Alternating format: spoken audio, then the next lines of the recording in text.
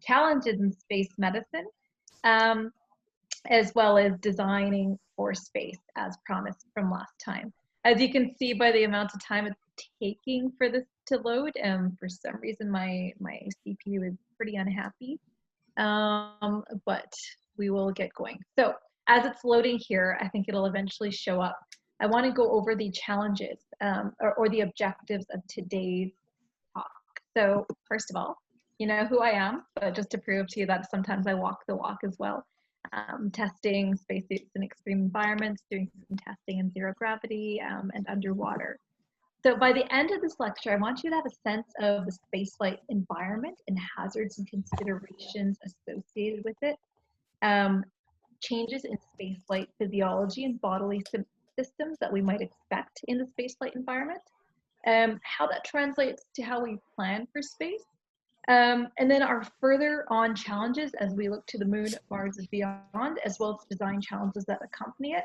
And then if we have time, this is probably the biggest change from last semester, is there'll be a little bit less of an emphasis on the space technology spin-offs. I've included those slides, and maybe we'll go over them in about maybe a minute or less, but I suspect we may not have time for it.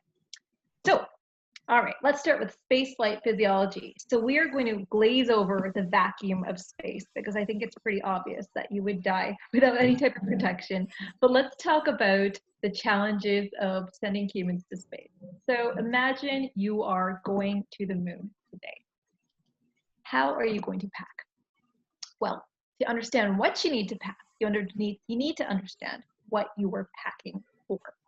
So let's talk a little bit about the challenges of the spaceflight environment. So if I were to ask you, knowing that you may not necessarily have a space background, well, how do you think we need to, what are the hazards of spaceflight off the top of your head? We need an oxygen supply, or yeah, oxygen supply. Yeah, sure. Oxygen supply, that's right. Anything else? Lack of using like your muscles, so like muscle atrophy or something. Yeah, muscle atrophy, and I have a whole bunch of slides dedicated to that a little bit later on. What else? UV protection, or UV protection from sun exposure? Yeah, not just UV, but all types of ionizing radiation. So I think I've minimized the amount of slides I've had on radiation, but we will chat briefly about that. So yeah, excellent. There is a lot, as it turns out, when we talk about getting prepared for space. So basically, the amount of challenges we have to plan for when we send astronauts up to the International Space Station is myriad. So as someone correctly identified, radiation becomes a concern. The nice thing about being in low Earth orbit at 400 kilometers above the Earth is that we still have the luxury of being protected by the Van Allen belts, which filter out much of the ionizing radiation that threaten to cause tissue damage, increase cancer risk, and cause also heat radiation effects. So when we go to the moon or Mars, we lose that protection, and we'll chat a little bit about that later. But we can expect on a 6 to 9 month mission to Mars, we experience the equivalent of a full body CT scan every 5 or 6 days. So microgravity as well. I'm just going to mention it in passing here because I have a slide dedicated to this, but we can expect that every bodily system is affected by losing what we take for granted by all of us growing up in the 1G environment we have here on Earth. There's the psychosocial aspect and how that affects cognition and sleep. So on the International Space Station, because we are orbiting the Earth every 90 minutes, we experience 16 sunrises and sunsets every single day or 24-hour period. Also going on with the psychosocial aspects, you need to be a good teammate. You never want to be the guy who's so annoying that you're voted off the space station. Learning to adapt and live with a very high operational schedule that on the International Space Station is packed down or planned down to about 5-minute mark, as well as learning to live in a very confined space. The shielding of your craft needs to protect you from the temperature extremes of space and the vacuum of space. And you also need to be prepared for the risk of space debris as well as penetrating space debris that could lead to decompression of your spacecraft, which in a word is not great.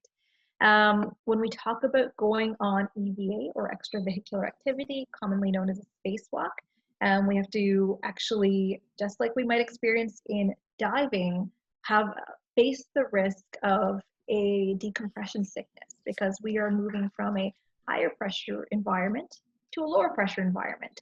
So if you can imagine, anytime that there's less pressure keeping the bubbles of the dissolved gases that are in our blood down, there's an increased risk of bubbles coming out of solution and lodging in bad places where they shouldn't, like our joints, or even more scarily, our brain, causing seizure, stroke, coma, or even death. So that could be a lecture unto itself. But when we talk about preparing for EVA, we talk about protocols to minimize that risk, including pre-breathe, 100% oxygen pre-breathing protocols to mitigate or wash out any nitrogen that's dissolved in our blood, to minimize that risk. We will talk extensively about being remote and resource limited. So on the ISS, it's still quite luxurious because if you have in a medical emergency, or if the craft has caught fire, or for whatever reason, you need to pull an immediate evacuation. How long do you think it would take from the second you call an evacuation? A day. A day? Any other guesses? So that's not a bad guess, but it's actually even quicker than that. From the second you hit go on the evacuation plan, you can arrive in Kazakhstan in as little as 3.5 hours.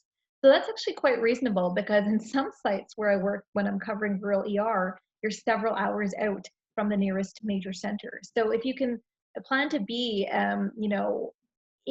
back on full Earth capabilities within 3.5 hours, it means that from a medical perspective, you just need to stabilize. And then evacuate. And we'll talk about how that changes as we go further and further away from the Earth.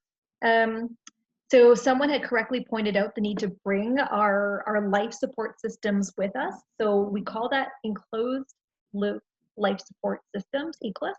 And so that includes everything from oxygen to recycling to water recycling to atmospheric scrubbers to temperature and humidity control.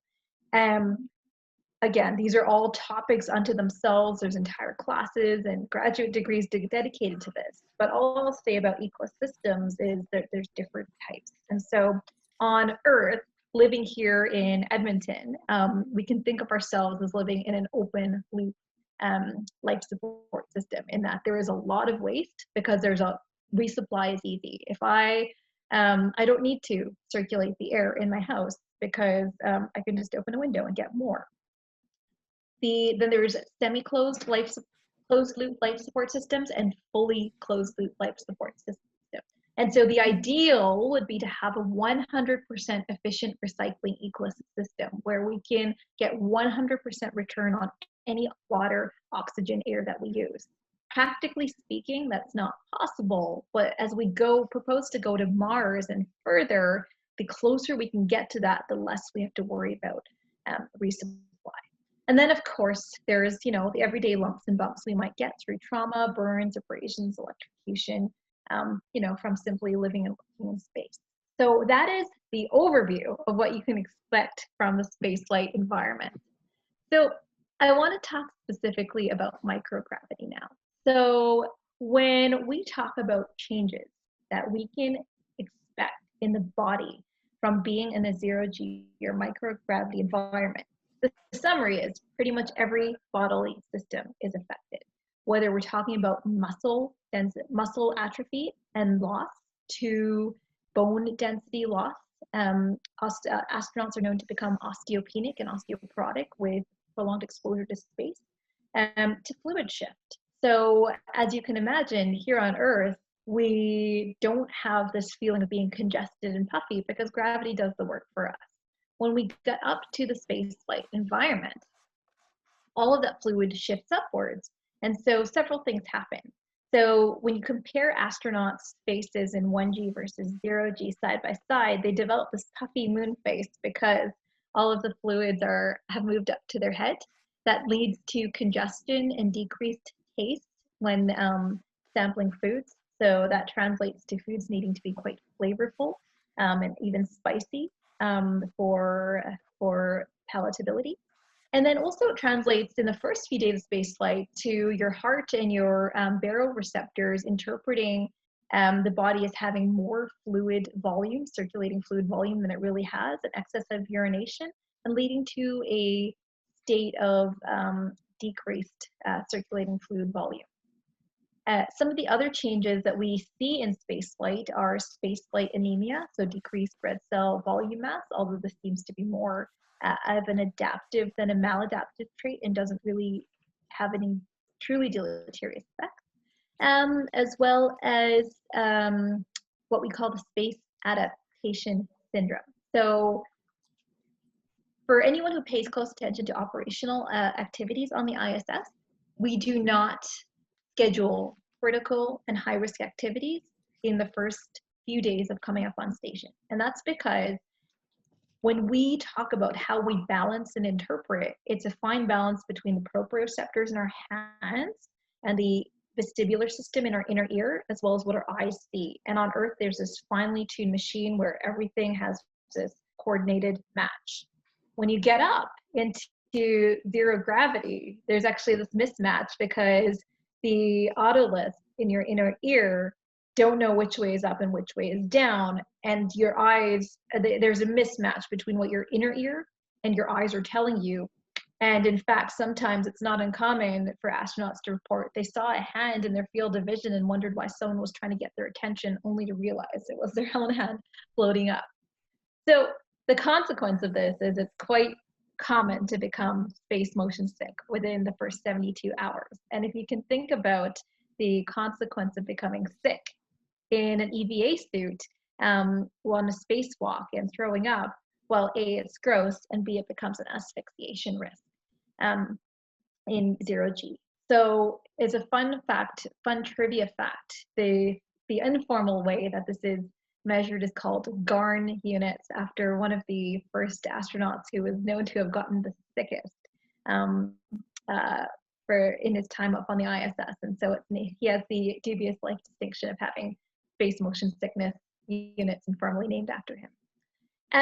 Continuing on changes that you can experience in the zero gravity, microgravity environment is you're also more, because of this fluid shift, you're also more predisposed to kidney stones. And so for anyone who watched Apollo 13, Fred Hayes ended up with urosepsis from a kidney stone. And it really very much nearly jeopardized his own health and the mission. So it is a real consideration. Excuse me. All right, so that's your primer, your crash course on zero gravity. More than that, we have started to find out that there are gender differences in, excuse me, in males and females who fly to space. And so, for example, 2 points, two practical points is that we see that females astronauts are more suspect to orthostatic hypotension or fainting when they land back on Earth. And so for anyone who's ever watched a space landing, spacecraft landing, a Soyuz landing, when these astronauts land on the Earth, you see them getting carried out with garlands and a hero's welcome, and they're smiling. So the reason that they're carried out with the hero's welcome is if they tried to stand, it would not go well for them. They're so decompensated from being in space. The valves in their veins are decompensated. Their vestibular system is still trying to get back used to this idea of 1G now. And so if they stood up, they would faint. And most of the time when they're smiling, it's through a lot of training because they're not feeling very good as they come out of the ISS. And so women are more prone to orthostatic hypotension, which is a little bit counterintuitive because you would think men being taller and having more of a height and pressure differential would be more prone to this. But the thinking is that women are more prone to valvular incompetence in their veins in their feet, and that's why they're prone to fainting. On the flip side, men, which we'll talk about in a couple slides, have been found to be more prone to vision changes related to space adaptation neuroocular syndrome, or SANS. And no one knows why that is, but we'll talk about that in a couple slides. And so let's keep plugging along here just to make sure we can get through as much of this talk as possible. So I've added a few slides on psychosocial resilience because this is an area of my own research, and so I've written a book chapter on this. And so when we talk about the psychosocial aspects and crew dynamics, I said earlier that no one wants to be the guy that's voted off the spacecraft. And so what does it take to be a successful teammate? And so this starts at selection. We talk about The Right Stuff, the famous movie about, you know, what it takes to be an astronaut. So we have select in and select out criteria. So ideally you want someone who's very team oriented, very mission oriented, not self oriented. And we also have select out criteria. So for example, psychosis, bipolar disease, major depressive disorder are all select out criteria for becoming a NASA or governmental space agency astronaut. And there's a whole host of psychological batteries that that astronauts go through during selection. So then on the flip side, we also talk about what it takes to be a successful crewmate. And so the buzzword that NASA uses is expeditionary behavior, and they talk about good expeditionary behavior. And they talk about how that translates into good team health, good individual mental health, good communication, and looking for things to be done. And so my own research concentrates on resilience, and I've spent a lot of time, looking at psychosocial resilience in austere and in extreme environments. And so I like always including this because I think it's actually relevant to our own lives, especially during a pandemic. And so resilience is the ability to maintain mental fortitude, grit, and bounce back. And what we're learning is that this is not an innate trait, but something that can be cultivated. And what we found from both data of crews and individuals in extreme environments is whether we're looking at Antarctica, the ISS, analog environments, or special operations crews, is that psychosocial resilience is broken down into 5 key traits. And those can be broken down into breaking things down. So not just looking at the magnitude of being on a 5-year Mars mission, but looking at what needs to be done today, this week, for example. Positive self-talk. So I've included a picture of Mark Watney from The Martian because he really is a perfect character study on a resilient individual. He maintained his sense of humor. He looked for things to be done. Mental rehearsal. So practicing for the best and worst case scenarios. And for those who haven't read Chris Hadfield's book, An Astronaut's Guide to Earth, I think it's actually behind me there somewhere, he does talk about the power of negative thinking and thinking about how you would react in the worst case scenarios. Impulse control, resisting the urge to give up and keep going. And then of course, positive social support. So that also ties into having a good crew to help you keep going, both in space and on the ground. And what I found in some of my research is that there's also research around coping and dealing with adversity. And it's very similar, if you'll notice, to the research around resilience. And so planful problem solving, so breaking things down, seeking social support. So there's that positive social supports again, enduring harsh conditions. So the analog is impulse control, emphasizing the positive. So that's positive self-talk, and then relying on luck. And so that's also part of impulse control, that you cannot control everything in your circumstance, just your own actions. So I think we're coming to we have a couple more slides on physiology, and then we'll pause for questions. So this is data from decades of spaceflight, but what we're learning is we don't know everything, and that's changing all the time. So I talked a little bit about space adaptation neuroocular syndrome a few slides back. And this kind of became the hot topic at NASA just under a decade ago when, astronauts are a resilient bunch. They never really want to bring up problems lest they be grounded from flight. And they got to talking and saying, hey, my vision's blurry since my flight and it's never really recovered. And then what the astronaut life science health directorate found was that oh, it's not just a few cases. There seems to be a connection, and the central nervous system seems to be involved. And so the exact mechanism is still being delineated, and there's multiple theories about what is going on, but there are some theories that it's a combination of either impaired or shifted cerebrospinal fluid. So that's that proteinaceous juice that bathes our brain and our spines that's being shifted upwards, exerting more pressure on the brain and nervous system. And of course, everything's connected. So the eyeball's connected to the brain. And so there's been impacts seen on the optic nerve. So you can see in this image here that there's evidence of optic nerve edema, which is a sign of increased pressure on the optic nerve, as well as the shape of the eyeball itself changing in space. So we've seen globe flattening in space through ultrasound studies. And so how does that translate into long-term functioning? And is that just a 0G effect, or is it any time we're in anything less than 1G?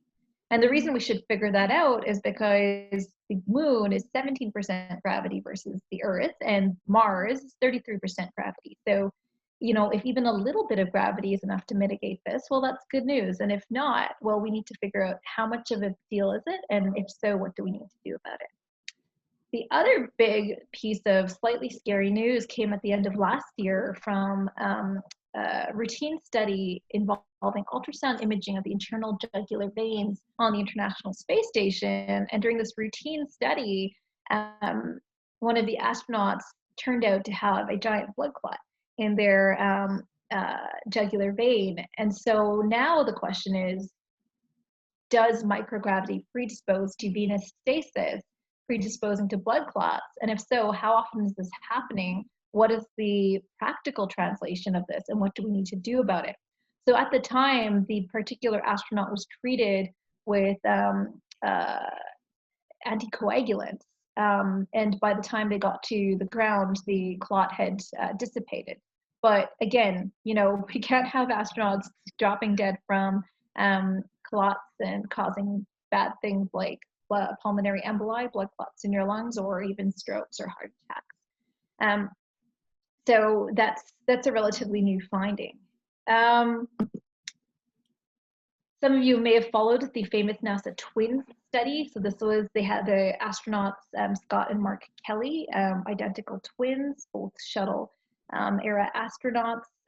Mark Kelly spent a year in space, and his twins spent a year on the ground, and they compared everything from their metabolism, proteomics, genomics, cognition, and it's quite a good paper. I think it's in Nature, that looks, you know, at the differences, and there were some surprising differences in cognition, increased telomere length. So telomeres are a marker of aging, were found to be longer in 0G. So again, so much fascinating research coming out of the spaceflight environment. So if you take away nothing else from this talk, and if you someone asks you what space does to your body, the simple answer is space is trying to kill you. So obviously we've sent humans to space and they're still alive, so we must be doing something right. So how do we mitigate that? So before we get into the little section about space medicine, I'm just going to pause here for any questions. How long does it take to prepare psychologically a team that will go to the space station so that they are not voted the party pooper of the space station? Yeah, and so it starts at selection, and we'll talk a little bit about that in a couple slides from now. So you want to select for very team-oriented crew members. You want to select out against any criteria that might affect mission success. They're training very, very closely together from day one. So at time of selection, both CSA and NASA astronauts undergo a 2-year ASCAN or astronaut candidacy, through which they go through T-38 jet training, they go through language lessons, they go through a whole basic astronaut curriculum. And then once a mission is announced, way ahead of time, they work closely in smaller groups of 3 or 6. So they know each other very, very well. They undergo cultural sensitivity training, conflict training, de-escalation, expeditionary behavior. They're put in high-risk operational scenarios. So 2 examples would be the NOLS, or National Outdoor Leadership School survival training. ESA Cave, so that's the European Space Agency. They have a program through which the astronauts train together and learn technical climbing through cave systems. And so they're trained. They're a highly functional, highly operational unit by the time they ever get to space. That's a good question. All right, I'm gonna. Oh, sorry. Go ahead. I just wanted to make a quick comment about how you were talking about the mental health and resilience building of those astronauts when they go into space. I think that's really interesting because it is so applicable to people on the ground, but also in space, like needing that resilience and those just good mental health is so important. Yeah.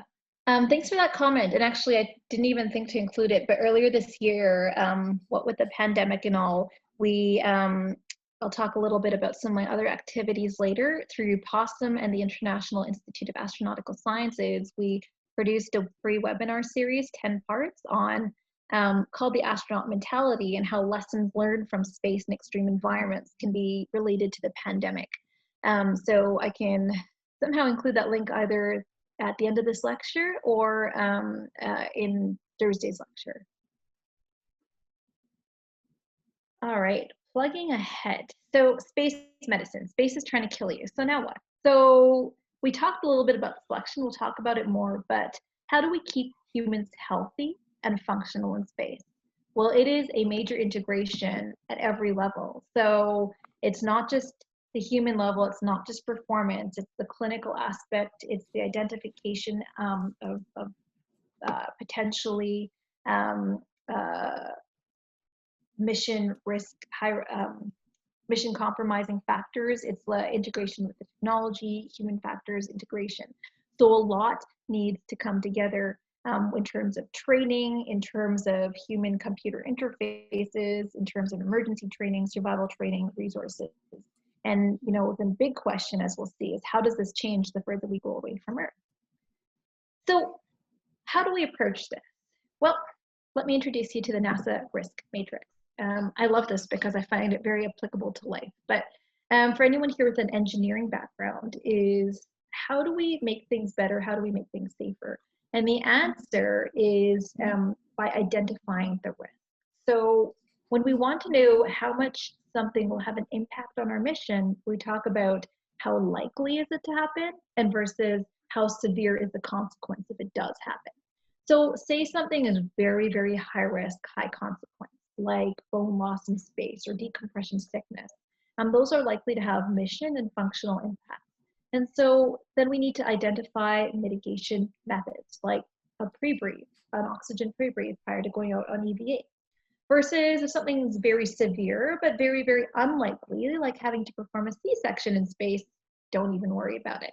Whereas if something is, if it happens, medium likelihood to happen, say getting a bump or bruise, but low likelihood to have an impact on the mission, then you don't worry about it as much. So then what else do we consider when we're talking about preparing for space? So risk stratification starts with selection. So medical selection for astronaut candidacy through a governmental space agency is quite rigorous. And so in the last 2 CSA selections, there are stories of people being selected out because of a remote fracture, remote injury, allergy to mangoes, which is thought to have a cross-reactivity to latex, asymptomatic kidney stones. So you want to mitigate risk and prevent a bad thing from happening before it ever happens. So it starts at selection and then it continues with training, with annual and pre-flight checks, pre-flight quarantine. I wish I'd thought to include this because there was a great article a couple months ago on how NASA has upped its quarantine procedures. So right now, astronauts are quarantined for 2 to 3 weeks at a time pre-flight, but in the era of COVID, so is everyone handling a payload, everyone handling or coming into contact with an astronaut. There is the nutritional menu of astronauts is very rigorously planned out. And so diet on the International Space Station has to be, long shelf life, lightweight, easy to transport, nutritious, delicious, and not prone to spoilage. We have to have the ability to treat some medical issues on Earth, on the International Space Station. So there is a crew medical officer with 40 hours of training on the ISS, and there's a medical kit with medications and procedural tools as we see, and there's actually well-delineated procedures for performing things like starting an IV in space, performing an injection in space, performing CPR in space. So when you're on the ISS, there's 24/7 international flight surgeon support amongst the 5 international space station partners: Europe, Japan, Canada, Russia, USA. Multidisciplinary. There's weekly conferences with the flight surgeon, as well as regular contact with family and loved ones to maintain that mental health. So, and then the one thing I did want to mention is I didn't talk about prehab, rehab, and in-flight muscle maintenance. And so I think I've taken out my slides on what exactly the crew health healthcare system looks like on the ISS, but part of it is the medical kit, including all the medications and defibrillator that we chatted about. But part of it is doing everything we can mitigate things like bone and muscle loss. So there's an exercise program started ahead of time. And then on the ISS, astronauts undergo a 2-hour daily routine of aerobic activity, as well as resistive exercise. And there is a weight machine that provides resistance through hydraulic resistance. So then how do we plan to pack for space? So this is the integrated medical model. It is a computer model that lets us figure out what to pack and how much to pack by looking at data from the International Space Station. And then we input the current quantities and what exactly we have in terms of medical equipment and medications.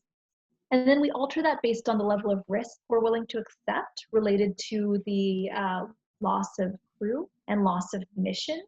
And finally, we extrapolate based on crew size as well as mission profile. So if we're planning a 4-person, 6-month journey to an asteroid versus a 9-month, 6-person journey to an asteroid, that's going to obviously change how much and what we bring with us, as well as the probability of all of this happening. And so it translates practically into how we pack for space, as well as what we plan for.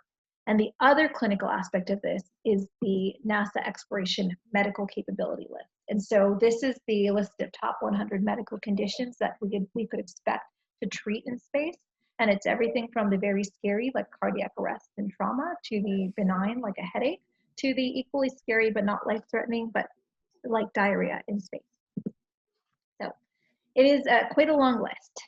So this is pictures of how compartmentalized and modular everything is with the ISS medical crew kit system.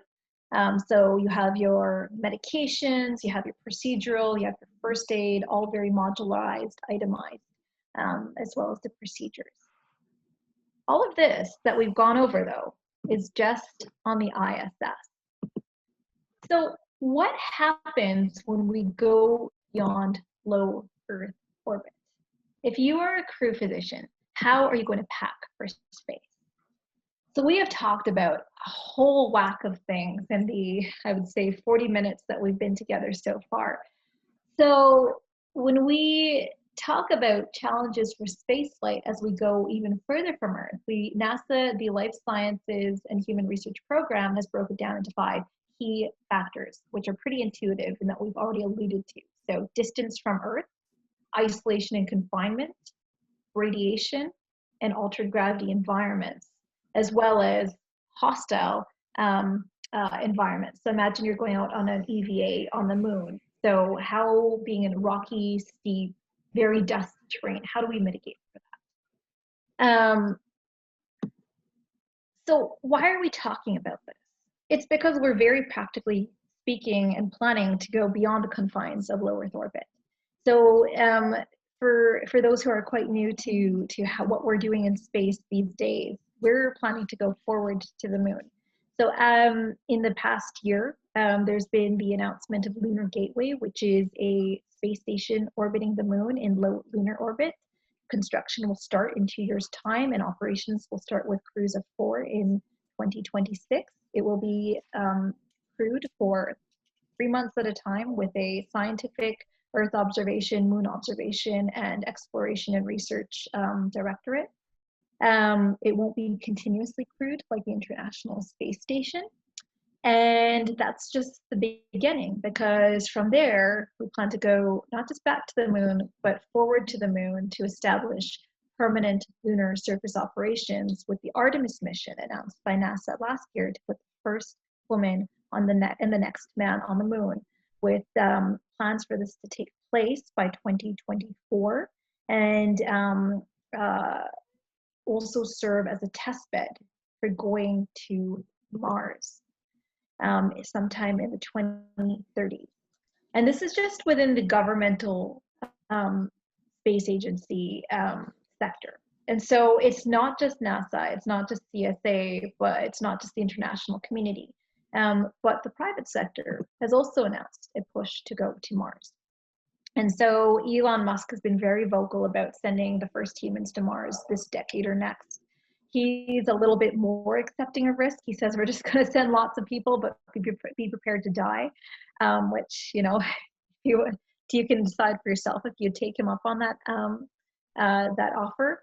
And then Boeing, at the same time in 2016, when Elon Musk announced this, said that it was going to beat SpaceX to Mars, possibly starting the next space race. So how do we plan for this medically going forward? So, for example, taking on one of the issues we chatted about earlier, we talked about distance from Earth being a consideration. So right now, ISS, 3.5 hours evacuation capability to Earth, no time delay, and very well supported by Earth operations, with a crew medical officer that has been trained for 40 hours. When we talk about going to Mars or the moon, on the moon, the time delay is 3 seconds one way, 6 seconds total. So a little bit inconvenient to hold a conversation with, but not impossible. By the time you go to Mars, depending on the alignment of the two planets, you can expect a 6 to 23 minute one-way time lag. So imagine you are a crew member who has a incapacitated crew and you need medical advice. Can you stand to wait 46 to 48 minutes for a full conversation round trip to take place? So obviously it becomes apparent that we're going to have to become increasingly autonomous and increasingly capable as we go further from Earth. So that means, should we include a crew physician rather than a crew medical officer? Probably. So we're going to spend the next section talking about planning for exploration class or deep space missions. But I'm just going to quickly pause here before we go further. Any questions? Perfect. Okay. So when we talk about packing for space, we've identified the big factors we need to talk about. This is the NASA Life Sciences Directorate Human Research Roadmap. And so it's a big, long list of any type of risk to human performance and mission objectives on a long duration mission. And so if you look, it's very fine print, but they've identified everything from deterioration of medical skills, affecting performance, to crew dynamics, to radiation as being potential risks to long duration exploration class missions. So how do we pack for that? When we talk about packing for space, we talk about the backpack principle. And what we mean by that is you only can bring so much with you. Everything you bring is at the expense of something else. So I like to refer to this as the Aladdin principle of packing for space, because it's infinite cosmic power in terms of cost and technology to get there, itty bitty living space. When you talk about designing for space, it means that anything that you bring with you in terms of your medical capabilities needs to be low mass, low volume, low cost, easy to use, and have a long shelf life. So if something's prone to deterioration or expiration, like a certain type of antibiotic, you need to either plan to use different antibiotic or be able to make that in situ. So what is the gold standard? What would we ideally like to provide in terms of healthcare when we get to talking about planning and packing for the moon and Mars? Well, ideally, we wouldn't have any of these problems. We would just bring another Earth with us. If we had none of these constraints, we would be able to bring a full gravity complement with us, a open loop life support system, and all the luxuries of Earth. Obviously, for the reasons we've discussed, that's not possible. But what if you took it one step further and said, what if you could not just meet the standard of care from space, but you could exceed it and provide a better level of care on Mars than you would on the Earth? So for that, this is where the lecture becomes a little bit fun. We look to examples learned from science fiction. So what if we could overcome the gravity problem by borrowing on concepts from Space Odyssey 2001 or The Martian, by having a rotating space station that could provide partial gravity on the way to Mars and so avoid decompensation with muscle and bone health? If we can't do that, what if we had exoskeletons to provide us with a exterior strength by the time we got to Mars to be able to perform meaningful work? What if we could avoid skills deterioration by downloading skills straight to our brains, like the Matrix? And what if we decided that all of the risk at the end of the day just wasn't worth it when it comes to all of the risks of space and radiation and microgravity, and simply sent avatars to Mars? Well, this isn't just science fiction. People are working on this today. So one of my favorite articles is from the MIT Review, and it's called Engineering the Perfect Astronaut. And it talks about the risks of spaceflight and very future looking concepts like genetically engineering or genetically selecting astronauts to have more muscle mass so they don't suffer from muscle atrophy, to be more radiation resistant. And also approaching the ethical question of, is it more unethical to genetically modify a human, or is it more unethical to not do so and willingly send them into a high risk environment where they would suffer deleterious effects? So this article is pretty cool because they talk about really far-fetched concepts that you might have seen in the movie Gattaca, like splicing the genes of an elephant into a living creature, because elephants don't get cancer because they have 4 copies of cancer editing genes. So as of last week, this isn't just science fiction. So this is a newly published study coming from the International Space Station, where they took genetically engineered mice that had higher muscle mass. So you can see that this mouse on the left is like a mouse on steroids. He's quite jacked. And what they did was they compared bone and muscle loss in these mice on the ground and in flight, and as well as by adding a receptor blocker that prevented muscle breakdown. And so what they found, looking at this image here, is that these genetically engineered mice did manage to maintain more of their bone density compared to the non-genetically engineered mice. So we are literally engineering mighty mouse, and that's just from last week. And so the implications for this, as we talk about spin-offs a little bit later this lecture, translate into, well, what else can we use this for? How might this implicate osteoporosis research? How might this implicate muscle wasting diseases like Duchenne's muscular dystrophy? So just going to do a quick time check here. So the bottom line is that in order to be able to successfully go to the moon and beyond, we're not just going to have to be able to not just survive, but thrive in space. We're going to have to science the space out of this, as well as become a little bit of a space MacGyver and learn how to be resourceful. So what does that mean? It means that we're going to have to incorporate next generation technologies that can help us with these challenges. So remember, at the end of the day, we want to become more autonomous, have good decision-making capabilities, and overcome the time delay as well as the risks of dust, radiation, partial gravity, living in isolation.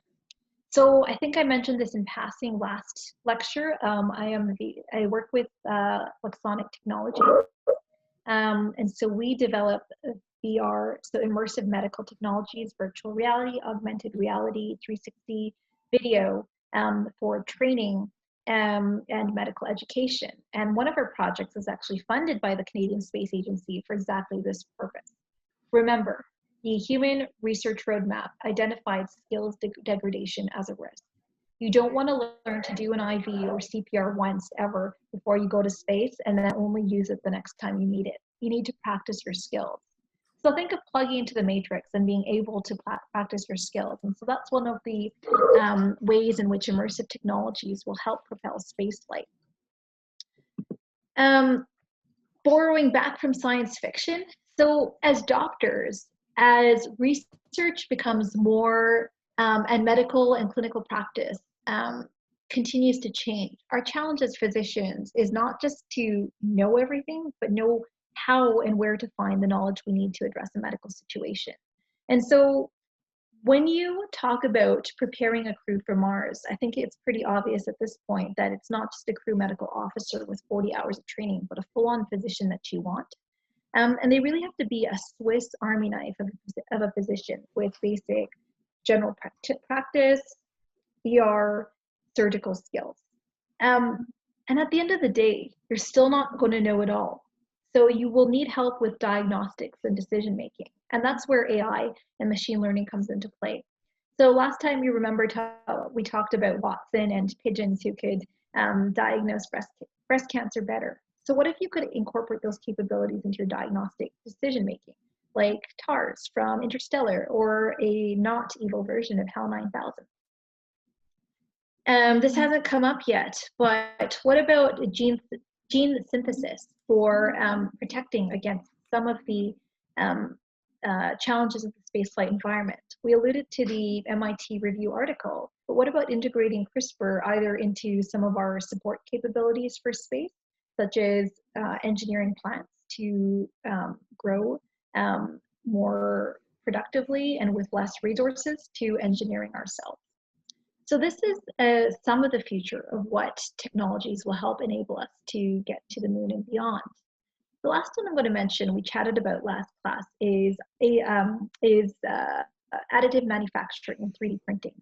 So Institute Resource Utilization, or ISRU, is the term we give to being able to make use of the land and the resources that we have when we get to the moon and Mars. Because remember, resupply is going to be hard, it's going to be expensive, and it's going to be forever until another resupply comes. So if you can use the skills you have at your disposal to 3D print whether it's a spare part from a medical kit to tools you need for construction, that will be extremely valuable for these long duration, long distance missions. So this is just the beginning. What I'm going to do with the last little bit of time we have today is talk about the questions that we need to answer. So when we talk about going beyond the confines of low Earth orbit, there are a lot of challenges that we need to overcome. So like I said earlier this talk, we still don't know what the Goldilocks spot for gravity is. We don't know whether 1/6 gravity on the moon is enough to mitigate this bone and muscle loss and fluid shift and space adaptation neuroocular syndrome. Because if it is, that's great news for Mars. We will have all our answers on the moon and can use it as a test bed for our medical capabilities. If it isn't, well, Mars is going to be a bit of a surprise. So we need to know the gravity prescription. How much gravity do we need at what dose and what frequency?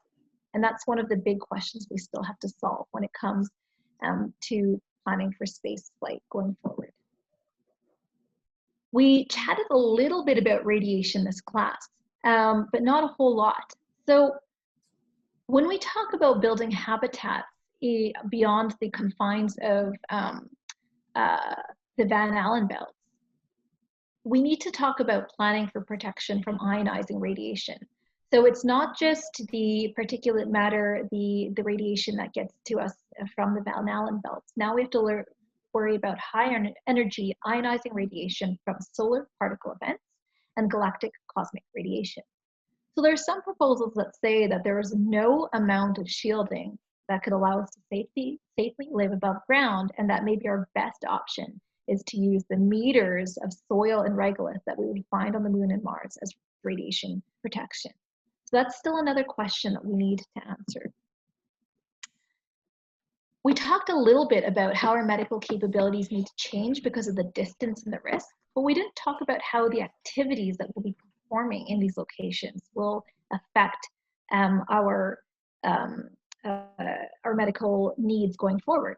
So we talked about spacewalks on the International Space Station, but we'll also now be performing EVAs on the moon, whether it's for mining, for science, for exploration, or for technology testing. So imagine that you have a suit puncture on the moon. Imagine you break an ankle. Imagine that you have an allergic event. You need to be able to plan for those and address those when return to base isn't an option, or when you need to treat someone in a suit at the moment. And then here's something I spend a lot of my time talking about is building up these medical capabilities. How do we do that and in what fashion? Remember, we said that our gold standard is bringing another Earth with us, but we're also limited by what we can bring, how much of it, its shelf life, and its how easy to use it is. So at the very least, we want basic and advanced life support capabilities. And as we get further from Earth, realizing that we do not have the ability to easily evacuate, it'll be at least 3 to 5 days from the moon. We need to be able to stabilize and treat in situ, meaning that we also need to build up our emergency surgical capabilities, as well as eventually provide the gold standard, including basic, preventative, run-of-the-mill, everyday medical care like colonoscopies and pap smears and things that we never thought we'd need in space. So how do we inform this? Well, there's some lessons learned on Earth that we can use in similarly remote and resource environments, whether we are looking at refugee camps and military deployments in Afghanistan to medical capabilities in Antarctica to cruise ships. So once we've built that up, what will the first trauma bay on Mars look like? How will it be designed to meet all of those criteria but still be fully functional? And how will the training of physicians going forward need to change? Will we eventually need to be training doctors in with a specialization in moon and Mars medicine? And what will that training and testing look like? In the era of COVID, we can't get away without not thinking about infectious disease. One thing I didn't mention during the physiology section is that we know that our immunity is decreased and that some germs are more virulent in space. So far, this has not translated into any type of superbug clinically affecting astronauts. But think about what happens when coronavirus hits the moon and we have a full-on moondemic. What does that mean for the travel of particulate matter in 16G? Does that mean that social distancing guidelines now have to be 6 times further as well, and that to be able to keep myself safe, I need to stay 36 feet away from you? So we're getting even more and more further out there. And so if we're really talking about having gold standards and regulations of care, how do we expand beyond the standard of care on Earth from the World Health Organization to the Galactic Health Organization? Who will regulate that? And the next thing, which is super far out there, but I have an entire book chapter dedicated to this, is if we're truly intent on becoming a permanent multi-world faring species, well, that implies needing to give birth in an altered gravity environment. How do we do that? Lots of question marks there, because what I've found in my research is there is no easy answer to this. When it comes to everything we've learned from insect studies, fish studies, mammalian studies, the answer is that we need more research. And so we hear the references to my book chapters on the subject, But the bottom line is that every single aspect of sexuality and reproduction, when we talk about space birds and the space bees, is affected. And so, of course, it begs the question of, if you give birth to a baby in space, would it be an illegal alien?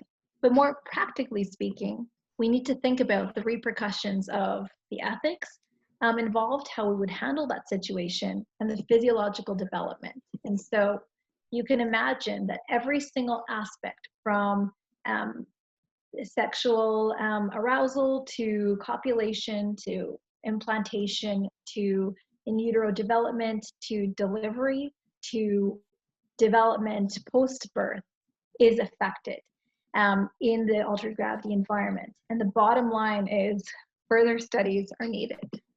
So to summarize, there's a lot of ethical and logistical considerations with this. I actually have an entire talk dedicated to this, but coming back to the Mars scenario of, you have an unplanned pregnancy on Mars, what do you need to consider? You know, do you make your crews single gender, knowing that the data suggests that mixed gender crews are more productive? Can you ethically and logistically create a policy against fraternization?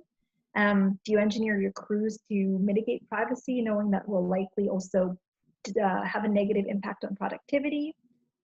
Should you mandate birth control, and is that ethical? Do you need to mandate a tubal ligation or a vasectomy for your crew? And then what is your duty to inform if this is a taxpayer funded mission by a major governmental agency, and suddenly 2 married astronauts are found to be liaising with each other, and one is pregnant?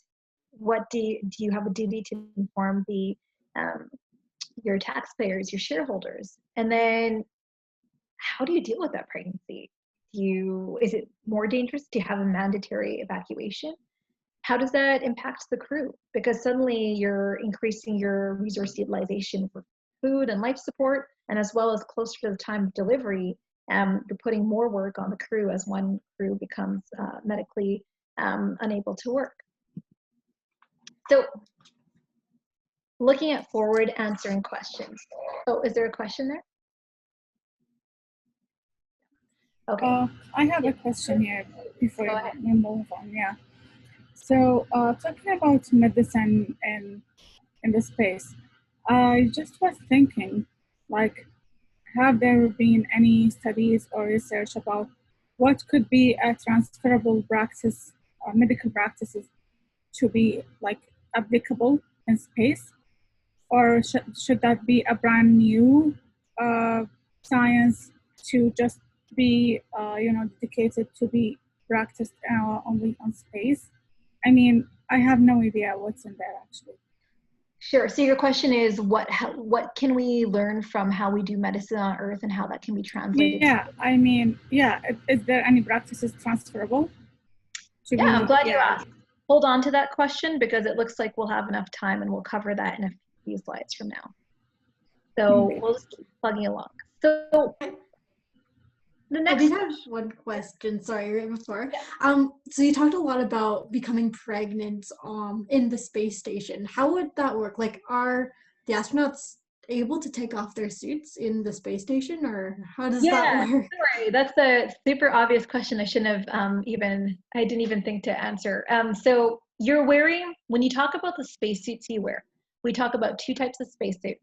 So we talk about IVA spacesuits, intravehicular activity spacesuits, which is kind of like your insurance policy when you go to a rocket launch on the way to space. And you wear that for in case there's a atmospheric problem. It's kind of your insurance policy to stay safe in case the atmosphere is compromised within your launch vehicle. You also have your EVA spacesuit, so that's for doing spacewalks. But when you're actually on the space station, you're wearing shorts and a t-shirt. So there's no external barrier. You have a full-on atmosphere. It's room temperature. It's just like living and working on a camping trip, but you're weightless. So you're not actually wearing your spacesuit for most of the time, except during launch, re-entry, and spacewalk. Any other questions? I have a question. It strikes me that it's implied that humans would be doing the work of a physician. But wouldn't it be better to have a robot do the work of a physician? And this robot potentially could have access to all the knowledge of the, I don't know, medical world, to be able to do the surgeries, something like in science fiction movies like Prometheus or like that. Yeah, that's a great question. And so there's a couple of answers to that. So there's an age-old debate that says, you know, why send humans anywhere when you can send robots? And there's actually pros and cons to each. So we've gotten a lot of data from the rovers that we've sent to Mars, but it's also taken them months to cover 2 kilometers. The amount of dexterity and judgment and data you can get as a human far exceeds what you could get from a robotic mission. That being said, you can also get answers from robotic exploration with instruments like spectrometers that you couldn't get as a human. So there's a role for each. So then taking it to the medical aspect is, you know, if robots could do our jobs, if we had an AI that was good enough to predict good enough to diagnose and do it so with a level of accuracy that was acceptable, that's what we're striving towards, but we don't have that capability yet.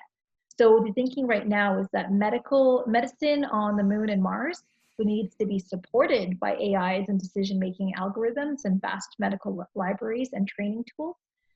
But we do not currently have the ability to replace humans from a medical capability or otherwise. That being said, that can be something to strive for and would be immensely helpful.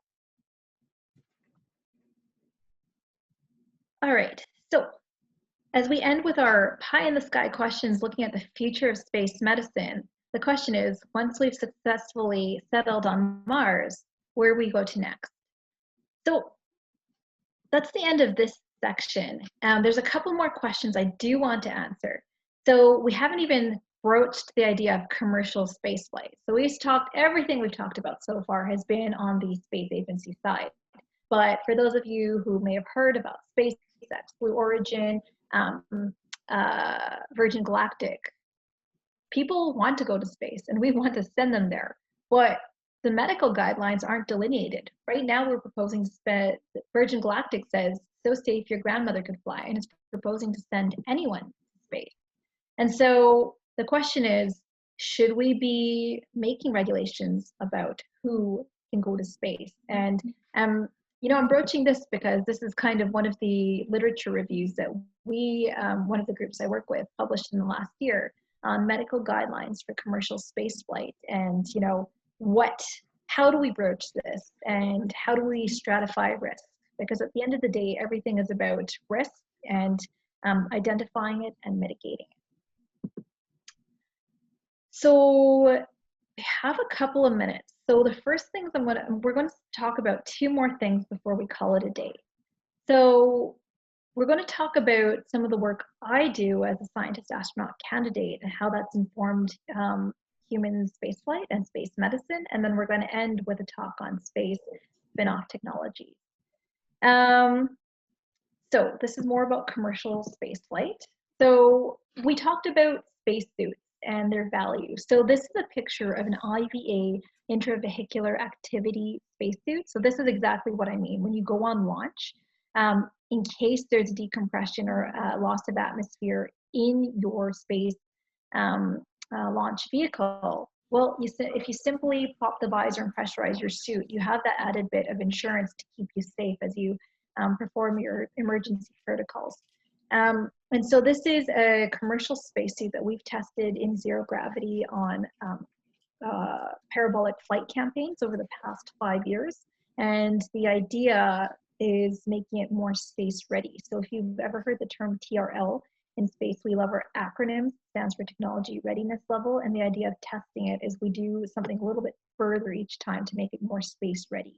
The idea is to get it to TRL 9, meaning it is functional and ready to be incorporated in a space mission, whereas TRL 1 would be maybe an idea you've scrawled on a napkin in a bar one night.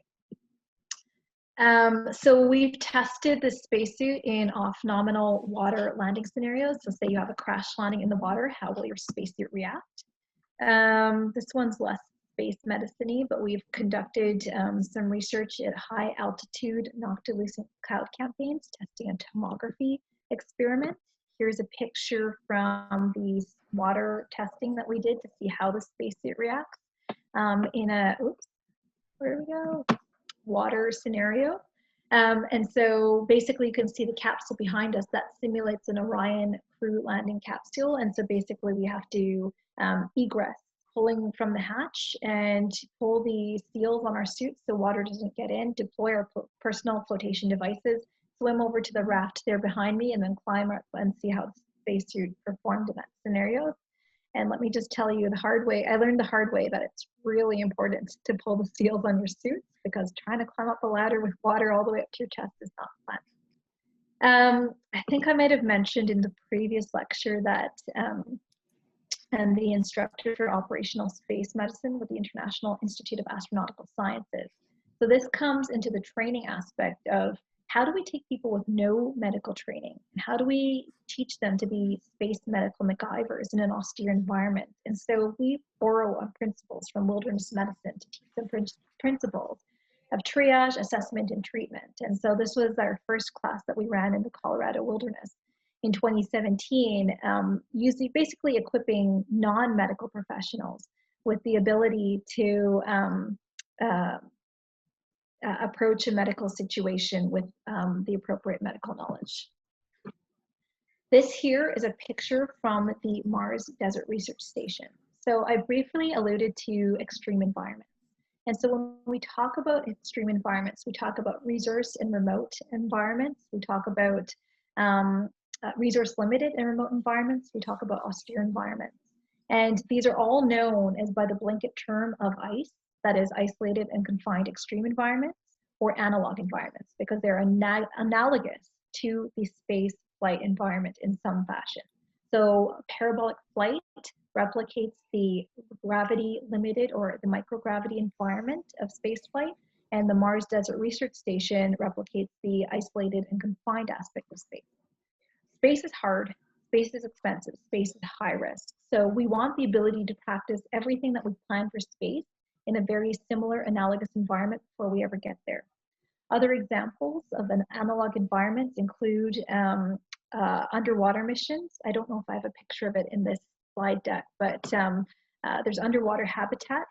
So we did a 5-day mission at the Jules Undersea Lodge last year, again, studying physiology, cognition, and psychology, and several technology deployments. Last year, as well as NASA runs NEMO, or NASA Extreme Environment Mission Operations at the Aquarius Reef Base, again off in the Florida Keys. So that's kind of how some of the work that I've done informs human space medicine and human spaceflight. So in the last, I think, 5 minutes here, we're going to quickly chat about spin-offs. So what is a spin-off? So Khadija had earlier asked about what can we learn from Earth medicine for space medicine? Well, it's a two-way street. As hopefully you've gleaned by now, there's lessons learned from space for Earth and vice versa.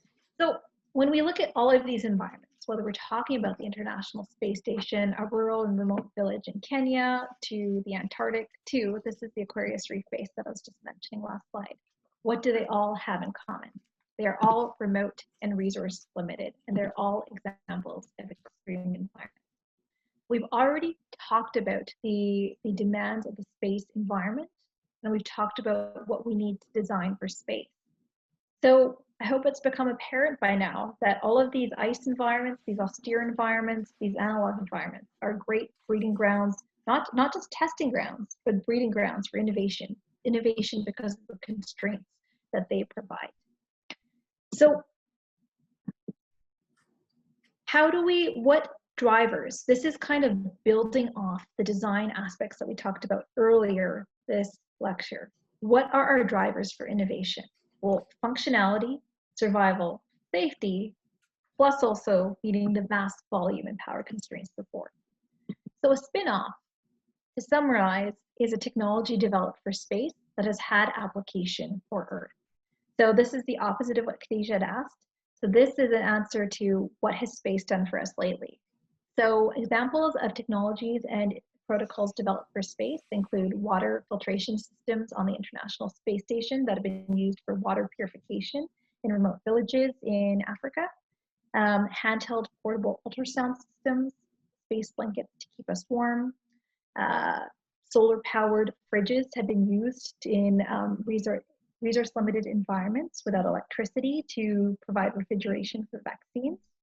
Atmospheric scrubbers that we mentioned during our talk about ECLIS systems have been used to scrub the atmospheres in produce transport, increasing the shelf life of our produce. And then deployable telecommunications balloons to provide point of care communication. So the list goes on and on. And again, this is something I've written a book chapter on. So I have lots and lots of examples.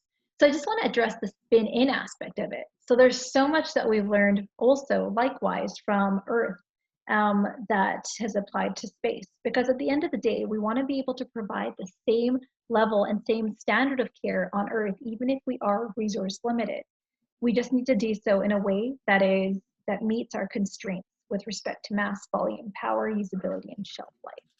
So, you know, everything, when I was an intern at NASA, that was kind of my job, was to identify, take medical conditions from that exploration medical capability list that we saw earlier this lecture, and then develop the protocols for how you would do that in space, whether you're looking at an appendicitis or a foreign body in the eye, or your run-of-the-mill periodic health exam.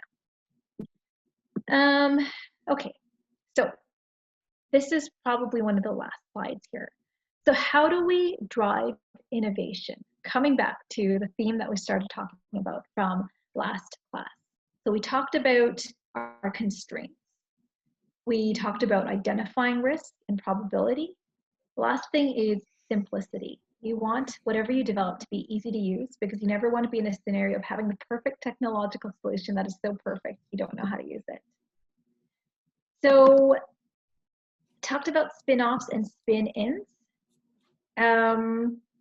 Actually, I just want to leave it here on this last slide, because hopefully I've gotten you as excited about space and extreme environments as I am. So I've put together a whole bunch of resource slides from a lot of what we've talked about and a lot of what we didn't talk about yet. So the Project Possum work that I do is up here. And if you're interested in that astronaut mentality webinar I mentioned, just Google Project Possum Space Medicine Group or Astronaut Mentality, and you can find that webinar.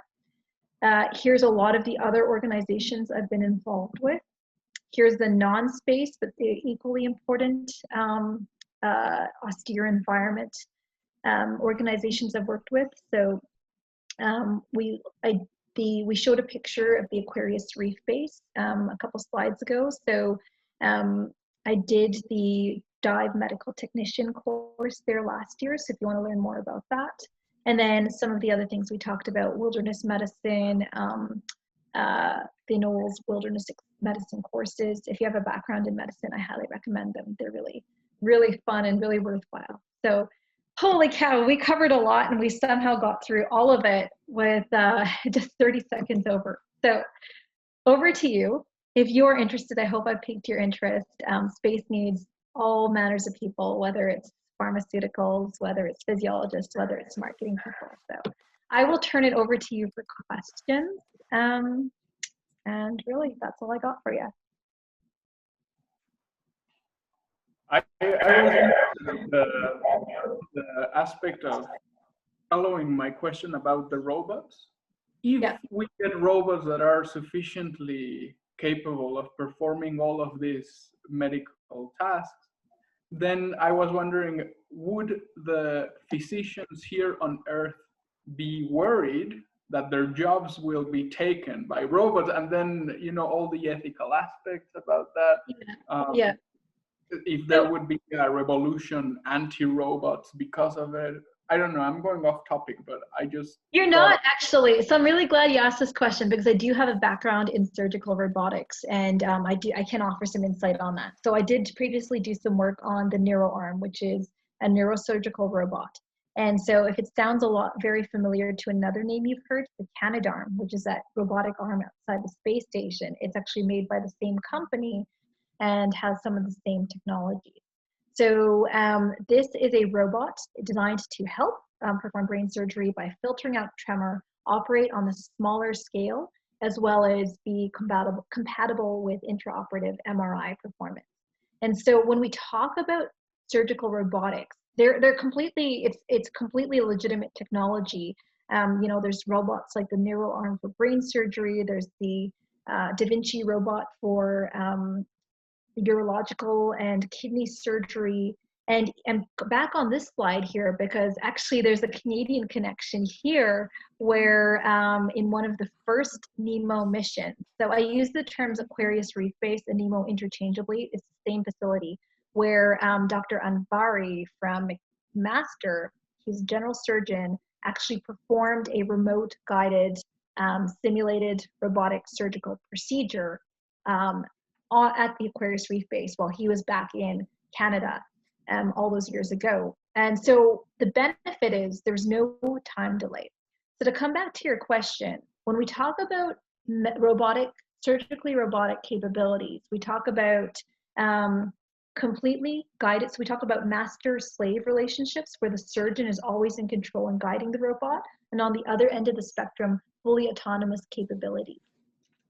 Right now, we're at the master-slave phase of surgical robotics evolution. And so the issue with that is, even if you had to perform emergency brain or heart surgery on the moon, even if it's just a 3-second delay, you're still dealing with a 3-second delay, which in that surgery that delicate borders on impractical. And when you talk about a 6 to 23-minute one-way delay on the moon, a master-slave surgical robotics relationship isn't really practical. So what would be ideal would be to have a fully autonomous surgical robotics capability. We aren't there yet. It would be nice, and absolutely, if you have a layperson, say your crew physician becomes incapacitated. Well, who's making your medical decisions on Mars now? That's why there is a role for AI and autonomous diagnostics, but it's still being developed, and in surgical robotics, we don't have that capability. Oh, excellent. Thank you. Sure. Any other questions? I found your work on commercial space travel really interesting, and I know you kind of talked about there really needs to be more research that needs to be done on that, but what was kind of the bottom line of that? Yeah, so the bottom line, and I'm back on this slide because really for those of us who've grown up wanting to be astronauts, it's really opening up, and it's been opening up now for, you know, the past 10 years, just like we've been going to Mars in 30 years for the past 30 years. But really, truly this year, we seem to be hitting an inflection point as we get all of these competitors like SpaceX, Blue Origin, and Virgin Galactic in the space. And so the end goal, suborbital flight, to back up a bit, is a much, much shorter and therefore lower risk flight than sending people to orbit on the ISS. So suborbital flight lasts minutes to hours. And on the spectrum of parabolic flight, where you get 20 seconds of microgravity at a time, to the ISS, where you're constantly living in microgravity, a parabolic flight has an upwards trajectory. You go above the 100-kilometer Kármán line where space begins, and you have a 4-minute period of weightlessness. So right now, the applications are for space tourists who want to live their space dream, see the beauty of the Earth from space, have a cool experience, who also have a lot of wealth because these tickets start at $250,000. But also, there is a scientific component. So there's a lot we can do with that 4-minute microgravity period. And in fact, one of my other hats that I wear is as a primary investigator for a SHAD, Blue Origin payload development competition for high school students.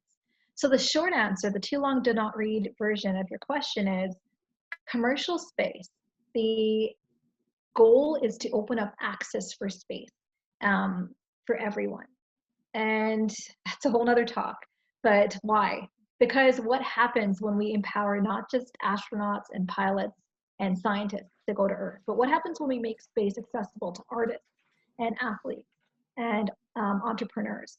It's all about making space more accessible and seeing what we can do with that access to that platform.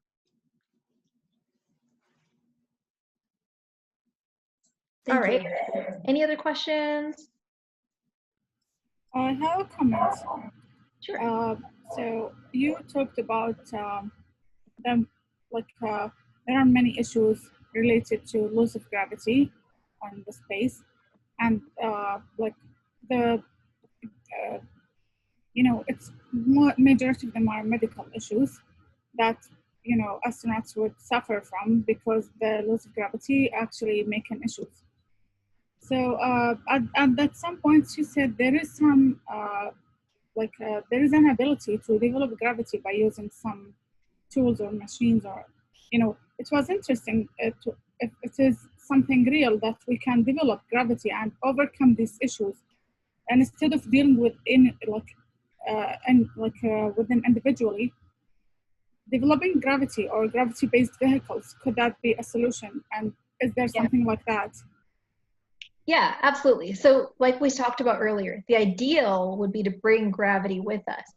It's hard and expensive, but it's doable. So one of my other hats that I wear is I'm an advisor to a company called Orbital Assembly Construction.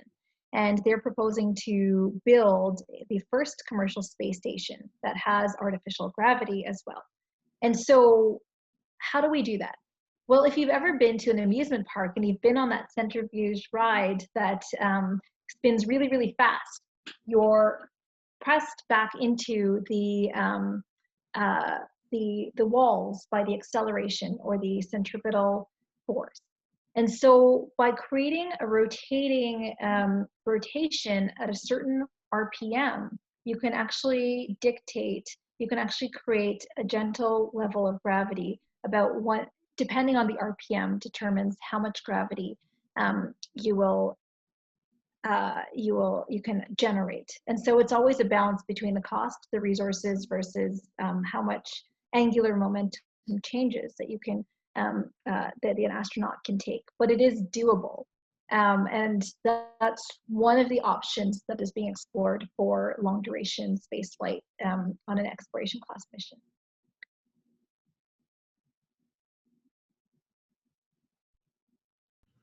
All right, folks.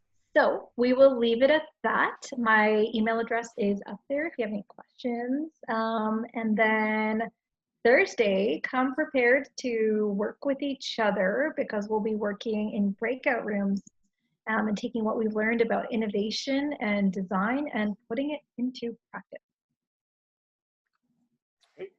Okay, great. Great. Have a great afternoon, folks. Bye-bye. Thank you.